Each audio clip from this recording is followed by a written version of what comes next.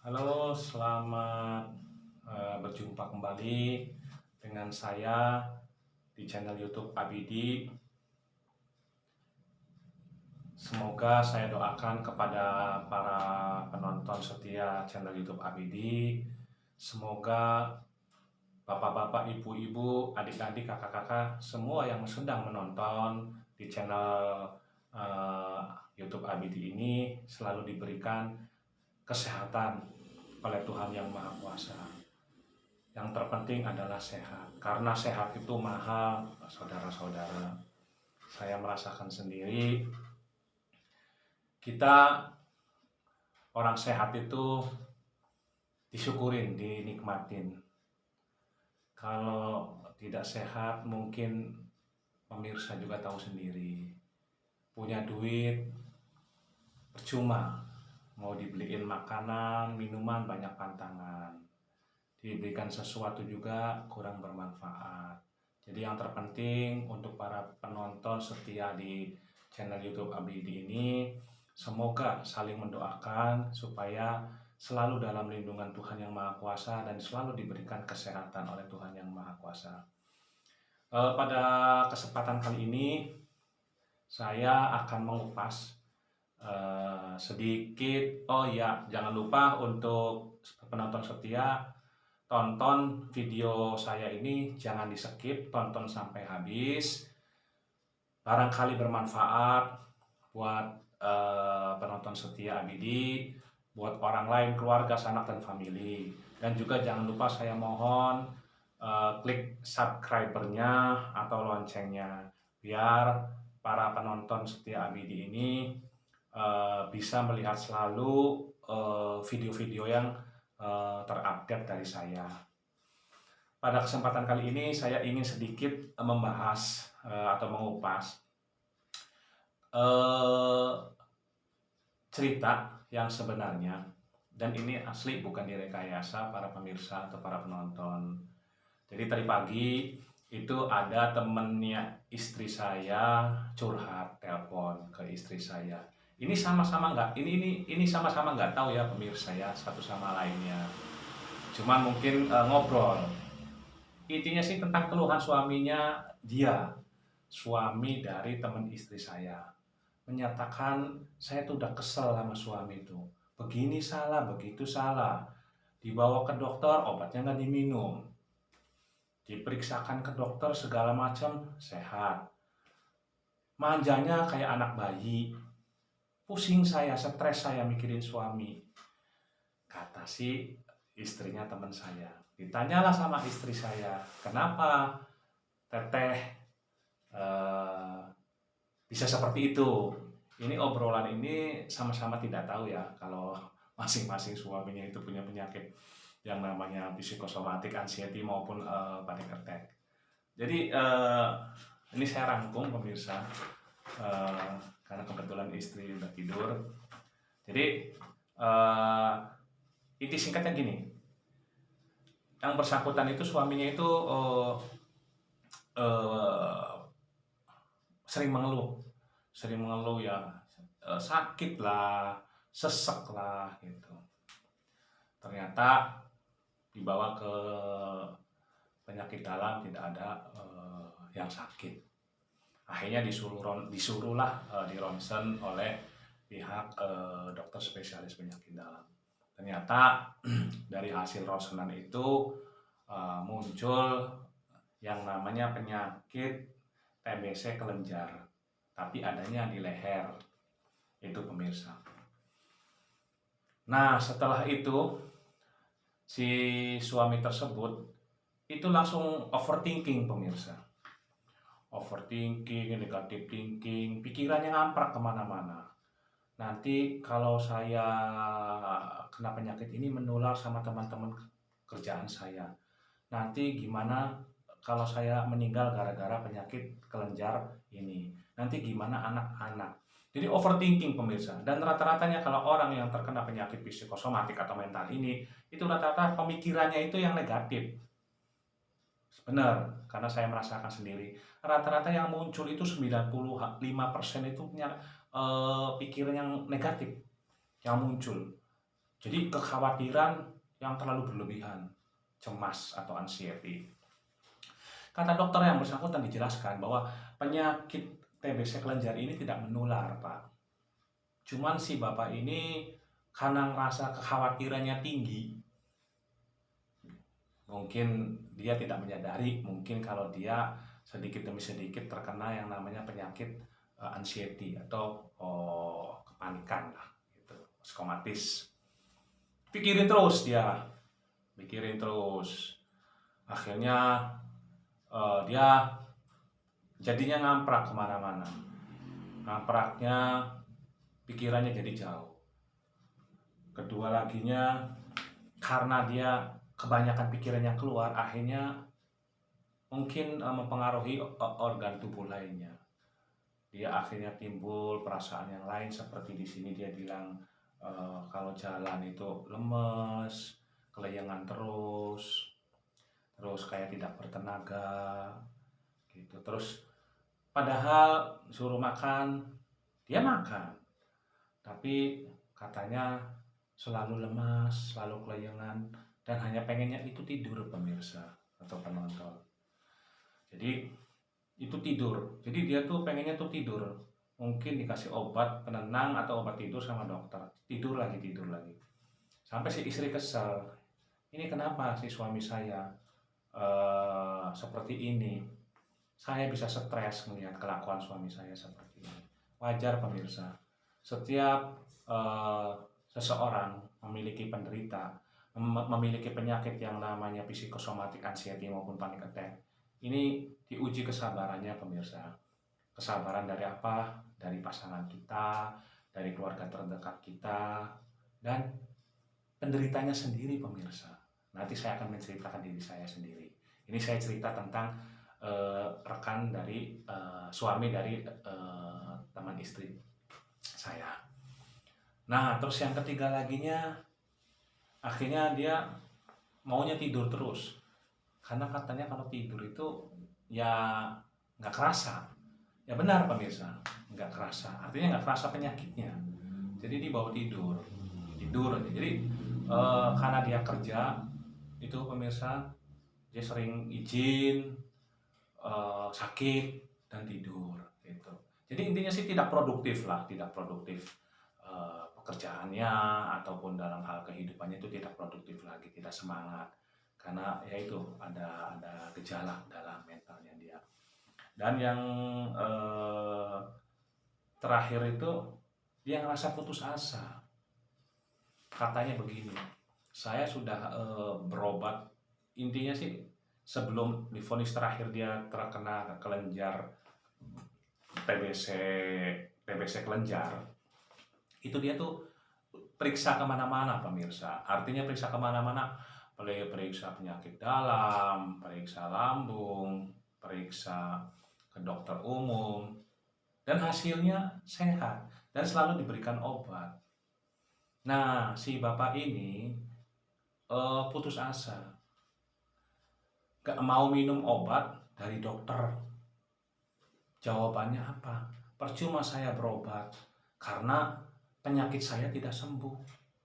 Penyakit saya selalu ada, penyakit saya selalu muncul, dan penyakit saya selalu berpindah-pindah. Akhirnya obat tersebut tidak diminumlah, pemirsa, sama si bapak ini. Si istrinya bilang, ya buat apa kalau kayak gitu, kontrol tapi obatnya tidak diminum. Nah, disitulah si istri curhat dengan istri saya. Akhirnya menemukan kesinkronan. Hal itu terjadi juga, cuman kalau bapak itu baru kejadian, pemirsa, baru 2 bulan. Nah, seperti itu ya, katakanlah mungkin kalau saya punya tebakan ini cikal bakal dari terkenanya anxiety ataupun psikosomatik maupun panic attack. 2 bulan dia katanya baru seperti itu. Curhatlah istri dengan istri itu. Ternyata ada kesinkronan dengan saya gitu. Artinya sebagai suami dari istri saya sendiri, jadi mungkin ceritanya itu seperti masa lalu saya, pemirsa. Memang, pemirsa, yang pertama itu jujur, Yang namanya punya penyakit psikosomatik ini, anxiety maupun panic attack itu, pertama itu pikiran itu 90, mungkin 95% pemirsa selalu negatif, selalu overthinking. Selalu overthinking, yang diingat itu yang jelek-jeleknya, jarang sekali mengingat yang bagus. Rata-ratanya kalau orang terkena anxiety atau psikosomatik itu, rata-rata mereka itu teringatnya tuh yang negatif dulu, jarang mengolah pemikiran-pemikiran positif sebagai obat penyembuh tuh. Bukannya nggak bisa, mungkin gimana pemirsa ya, karena sudah eh, dibarengi dengan ketakutan dulu, kecemasan dulu di situ. Jadi 95% itu ya pasti dia overthinking, pikiran ngamprak kemana-mana. Dan yang dimunculkan itu adalah pemikiran negatif pemirsa. Justru pemikiran-pemikiran negatif itu menimbulkan suatu penyakit yang saya rasakan. Ini saya cerita pemirsa, saya udah 8 bulan hampir terkena yang namanya penyakit psikosomatik, anxiety maupun panic attack itu. Sampai detik ini pun saya belum sembuh. Belum. Saya juga masih pusing mikirin penyakit saya. Seakan-akan capek. 8 bulan. Sama kejadiannya, awal-awal istri juga ngeluh, bingung terhadap penyakit saya. Saya pemirsa keluar masuk rumah sakit saja sudah berapa kali? 4 kali dirawat pemirsa, bukan di IGD saja dirawat. Awalnya didiagnosa A, terus B, terus C, terus D. Itu. Dan obat pun saya selalu minum, banyak saya. Mungkin di video sebelumnya sudah saya tunjukin ke para pemirsa setia obat-obatan saya. Banyak pemirsa. Jadi untuk penyakit psikosomatik itu yang pertama pikiran. Pikiran itu rata-rata yang dimunculkan itu yang negatifnya dulu, overthinking 95% mungkin. Gitu. Terus yang kedua itu yaitu penyakit gejala fisik.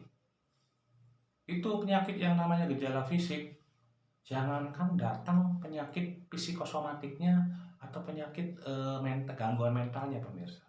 Seperti kecemasan, artinya anxiety ataupun panic attack. Itu kadang-kadang yang saya rasakan 1 minggu ini pun saya yang namanya lemas, terus vertigo, itu saya sudah 8 hari non-stop pemirsa. Dari mulai bangun sampai mau tidur, itu yang namanya vertigo itu mungkin hilangnya itu mungkin kalau dihitung itu dari saya katakanlah saya bangun jam 5 misalkan, terus saya tidur jam 9 atau jam 10, itu hampir 14 jam. Mungkin itu enggak apa, katakanlah sembuhnya pemirsa cuma 2 jam. Yang 12 jamnya itu kambuh, vertigo, keringat dingin, dada terasa panas atau heartburn. Terus pikiran itu negatif, overthinking, ngamprak kemana-mana. Jangankan itu ada pemicunya, nggak ada pemicunya itu, ya itu pemirsa. Datang sendiri, kayak magnet untuk yang terkena penyakit psikosomatis. Dan munculnya itu yang negatif pikirannya itu. Yang jauh ke depan, yang menurut kita itu jangan dulu dipikirin. Sedangkan kalau saya baca di artikel atau di YouTube-nya Dokter Andri Psikosomatik itu saya salut, saya sering mengikuti. Itu untuk penyakit penderita psikosomatik itu pola pikirannya jangan terlalu jauh dulu, maksimal 1 minggu yang dipikirkan ke depan, jangan lebih dari 1 minggu. Nanti dampaknya luar biasa. Jadi kita punya planning, udah di planningnya 1 minggu kata Dokter Andri Psikosomatik. Saya nggak kuat 1 minggu pemirsa, untuk di plan 1 minggu. Saya maksimal 2 hari pemirsa. Kalau lebih dari 2 hari planning saya terpikirkan, itu udah. Jadi mungkin masing-masing penderita punya gejala masing-masing atau kekuatan tubuh, imun masing-masing ya. Cuman untuk saya pribadi 2 hari. Planning jangka pendek atau panjang itu maksimal dikasih batasan 2 hari. Kalau Dokter Andri Psikosomatik bilangnya 1 minggu, tapi saya nggak kuat 2 hari, nggak lebih dari itu, karena langsung kontan muncul penyakit yang namanya anxiety, panik, overthinking, negative thinking itu muncul semua pemirsa. Penyakit ini jangankan cerita yang berat, cerita yang ringan saja itu luar biasa dahsyatnya dampaknya. Ya contoh kecilnya, ada berita kematian. Kita panik, kita stres, kita keringat dingin, kita pikiran ngamprak kemana-mana akhirnya.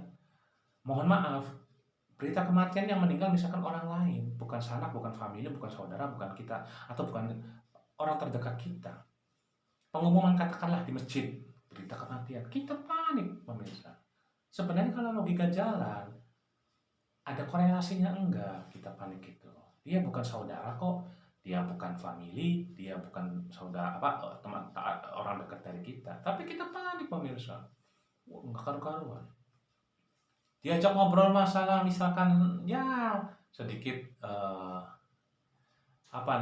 serius, nggak bisa juga. Jadi yang namanya si penderita penyakit psikosomatik ini itu sangat kompleks. Dibutuhkan di sini yaitu kesabaran. Sabar dari siapanya si penderitanya, dan juga sabar dari orang terdekat, terutama istri, anak, orang tua atau keluarga. Memang pemirsa pasti capek. Karena apa? Yang dirasakan itu selalu penyakitnya itu berpindah-pindah. Saya hampir 8 hari pemirsa vertigo. Aslinya saya kena vertigo. Tapi penyakit yang pendampingnya ada lagi pemirsa. Seperti apa? Kadang-kadang saya vertigo udah puguh kena. Tapi kadang-kadang penyakit misalkan seperti keringat dingin keluar. Padahal saya makan on time. Bahkan 4-5 kali.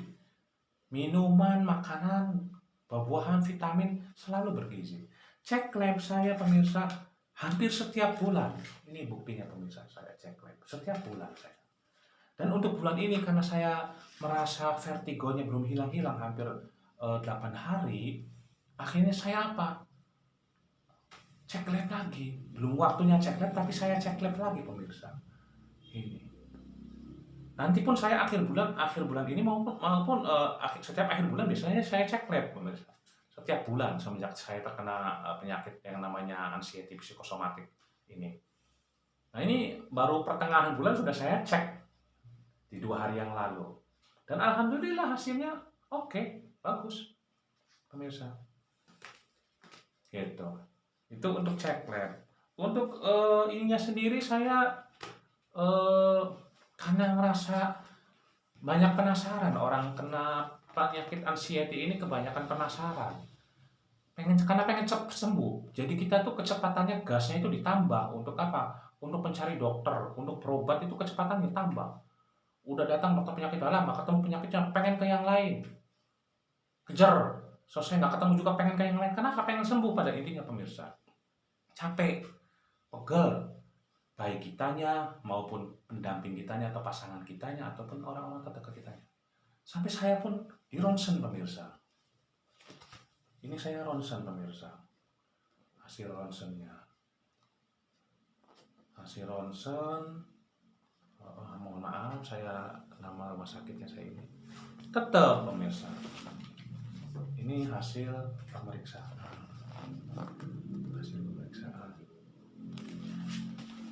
Saya ronsen pun hasilnya cuman hanya ada bronkitis, bukan bronkitis apa, jadi penyakit kata dokter nggak berat, cuman bercak aja di paru sedikit, dan alhamdulillah, tapi dokter bilang nggak terlalu bahaya, gitu. Karena saya merasa sesak, saya sehat walafiat waktu nggak ada penyakit psikosomatik ini, alhamdulillah, tubuh saya nggak pernah yang namanya kena penyakit sesak pemirsa. Alhamdulillah. Jadi saya coba begitu cek lab hasil daleman saya sehat. Apa nih? Oh saya sesak. Coba saya kejar ke ronsen. Ya ini pemirsa. Hasilnya cuma itu dong bilangnya dokter bahwa saya hanya bercak aja sedikit pak di paru, tapi nggak apa-apa, nggak bahaya. Gitu. Tapi ya hilang penyakit sesaknya itu nantinya dengan sendirinya. Walaupun saya nggak minum obat pun kadang-kadang hilang. Cuman karena panik saya. Aduh, vertigo belum sembuh, sudah didampingi sama yang namanya sesak. Nanti sesaknya hilang, diganti sama yang namanya jantung berdebar. Nanti kalau udah berdebarnya sudah hilang jantungnya, muncul yang namanya apa? Keringat dingin, pemirsa. Setelah itu lemes. Jadi penyakitnya itu luar biasa banyak, kompleks. Jadi di sini satu dibutuhkan kesabaran. Jadi saya tadi udah cek lab sudah, biasanya sebulan sekali saya cek lab. Sekarang sebulan harus 2 kali, pertengahan ini saya cek lab karena ngerasa vertigo 8 hari nggak semu-semu dan sesek. Saya cek lab ini dan saya cek lab juga tadi paru-paru, ronsen paru-paru yang ini sama yang ini, pemirsa, 2. Alhamdulillah sehat. Dan saya juga bulan kemarin karena ngerasa jantung berdebar terus segala macam, saya cek lab juga, EKG, pemirsa. Saya di EKG. Ini hanya ringkasan aja ya dari pihak rumah sakitnya. Di sini alhamdulillah hasil EKG saya sehat. Jantungnya itu sehat. Ini hasil dari EKG, pemirsa. EKG saya.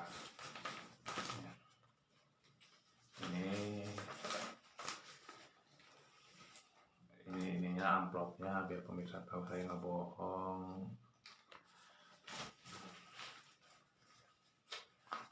Ini pemirsa. Dan ini juga.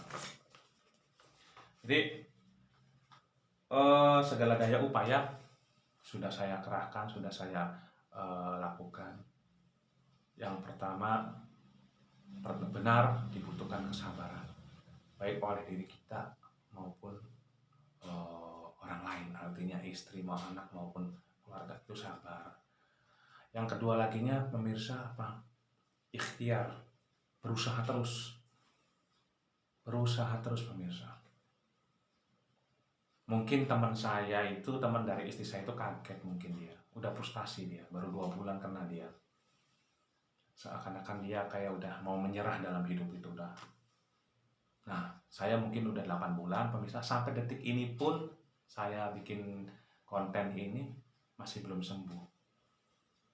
8 hari saya mendera vertigo.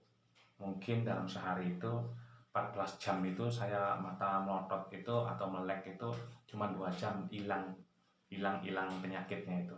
12 jamnya itu ada. Kalau vertigo istilahnya kayak wajib, itu sudah ada. Cuman pendampingnya seperti sesek. Nanti kadang-kadang sesek hilang, ganti dengan lambung. Misalkan apa, ujung-ujung sakit perut. Nanti kadang-kadang jantung berdebar. Nanti kadang-kadang keringat dingin keluar. Padahal saya makan, oke, tepat, banyak. Vitamin, buah-buahan, semuanya sudah saya penuhi. Nah itu, pemirsa, sabar pertama. Yang kedua laginya, ikhtiar, yang saya bilang tadi. Karena orang terkena penyakit ini pengen cepat sembuh, jadi dikejar bagaimana caranya biar cepat sembuh. Seperti saya tadi cek lab segala macam itu. Dan yang ketiganya yaitu, pemirsa, tawakal. Kita sudah sabar, kita sudah ikhtiar, dan tinggal tawakal. Karena kesembuhan itu datangnya dari Allah yang Maha Kuasa. Saya pun akhirnya ngobrol sama teman istri saya. Saya cerita bahwa Bapak baru 2 bulan. Saya sudah 8 bulan, Pak. Sabar. Terus aja Bapak ikhtiar atau usaha berobat. Itu. Tinggal nanti ujung-ujungnya tawakal, pasrah sama Allah. Mudah-mudahan hasil dari buah kesabaran dan usaha ikhtiar Bapak ini membuahkan hasil yang baik, pemirsa. Jadi sekali lagi, yang namanya penderita penyakit psikosomatik itu yang saya tadi bilang, pemirsa, sangat tidak enak sekali, sangat tidak nyaman sekali. Hilangnya perasaan sakit fisik itu cuma satu, pada saat waktunya tidur. Kalau sudah tidur itu sudah hilang. Begitu bangun, sampai mau tidur lagi, berasa lagi. Saya dibawa jalan-jalan. Katanya kalau jalan-jalan rileks, enak, santai. Ternyata tidak bisa, pemirsa. Banyak keluh kesah saya di perjalanan. Ya nggak kuat AC lah, ya nggak, ya lemas lah, ya dingin lah, ya pusing lah. Serba salah. Dibawa kemana saja, dibawa piknik, dibawa jalan-jalan, tetap fisiknya ini, pemirsa, ngikut terus, lemes, nggak kuat AC. Yang saya upload di YouTube, saya jalan-jalan itu, ya tetap muncul, pemirsa. Yang namanya penyakit fisiknya muncul. Di rumah saja muncul. Jadi, ya saya bilang tadi itu, hilangnya penyakit psikosomatik ini pada saat Anda tidur. Hilang. Kalau sudah melek, mau aktivitas apapun, itu pasti muncul penyakit yang gejala fisiknya. Apalagi psikosomatiknya atau anxiety-nya muncul, bisa double. Pertama mikirin dari mental, pikiran, yang namanya penyakit anxiety atau panic attack atau psikosomatik. Kedua, penyakit fisiknya, double, pemirsa. Satu aja saya udah nggak kuat. Alhamdulillah, untuk penyakit psikosomatiknya saya biasanya tiap hari muncul, seminggu ini cuman beberapa kali. Tapi Masya Allah penyakit fisiknya, pemirsa, non-stop. Jadi untuk para penonton setia ABD, sekali lagi, bagi Anda yang sedang menderita seperti saya atau seperti teman dari suami istri saya tersebut, itu sabar, tetap usaha, semangat, dan tawakal. Jangan putus asa. Karena kalau bukan dari diri kita sendiri, nggak mungkin bisa untuk sembuh, pemirsa. Karena beda. Penyakit psikosomatik hanya bisa dirasakan oleh pribadi kita sendiri, personali kita sendiri. Orang lain tidak tahu bahwa detik ini saya sedang sakit anu, tidak tahu. Makanya semangat dalam diri kita ini harus benar-benar tinggi. Saya yang memiliki semangat aja kadang-kadang menyerah, pemirsa. Seperti sekarang, kok 8 hari saya penyakit nggak sembuh-sembuh. Sudah saya cek lab, saya ronsen, saya beli vitamin baru, saya beli obat ini, sampai saya ini, pemirsa, mohon maaf karena vertigo nggak hilang, jadi saya pesan kacamata ini. Karena barangkali dari mata saya coba, mungkin dari mata. Jadi akhirnya saya mendadak, yaitu saya pesan kacamata ini. Ya itulah, apapun saya lakukan. Nggak tahu ini, kita coba aja. Tapi saya pakai kacamata pun udah beberapa hari ini tetap masih muncul. Jadi makanya saya juga bingung ini, pemirsa, yang namanya penyakit psikosomatik beserta gejala fisiknya ini bingung. Apapun sudah dilakukan, ya tinggal kita sebagai manusia sekali lagi wajib bersabar. Jangan lupa selalu untuk berusaha dan berdoa sama Allah yang Maha Kuasa. Selebihnya tawakal, pasrah. Semoga segala usaha kita diijabah sama Tuhan yang Maha Kuasa. Jadi untuk para penonton setia channel YouTube ABD, jangan lupa kalian tetap semangat. Karena hanya dari diri kalian yang bisa merubah Anda untuk sembuh. Pertama dari diri kalian dulu. Karena penyakit ini penyakit ilusi yang bisa menyebabkan banyak penyakit gejala fisiknya.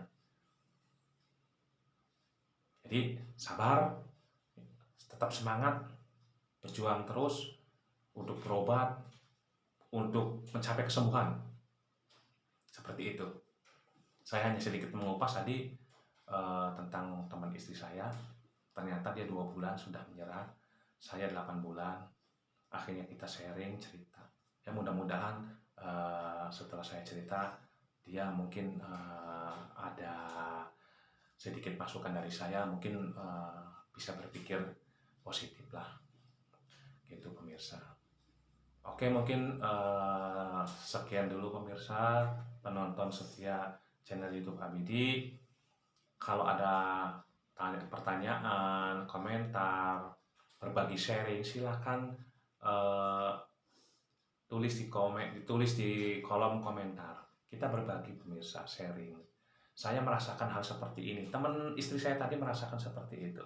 Mungkin untuk rekan-rekan, para penonton setia yang sedang menonton YouTube saya ini juga mungkin memiliki juga yang sama.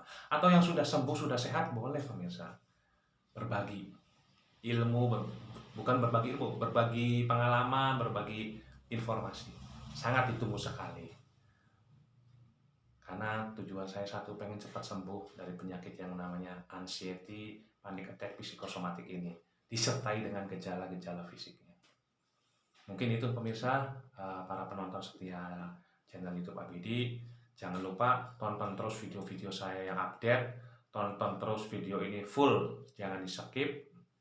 Dan yang kedua laginya, mohon bantuan subscribe-nya. Klik subscribe-nya atau loncengnya, gratis pemirsa.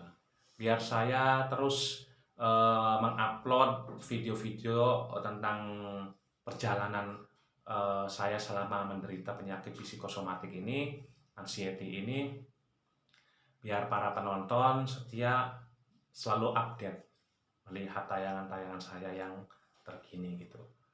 Oke, mungkin itu saja para penonton setia channel YouTube Abidi. Mungkin bisa disambung di lain kesempatan. Wabillahi taufiq wal hidayah. Wassalamualaikum warahmatullahi wabarakatuh.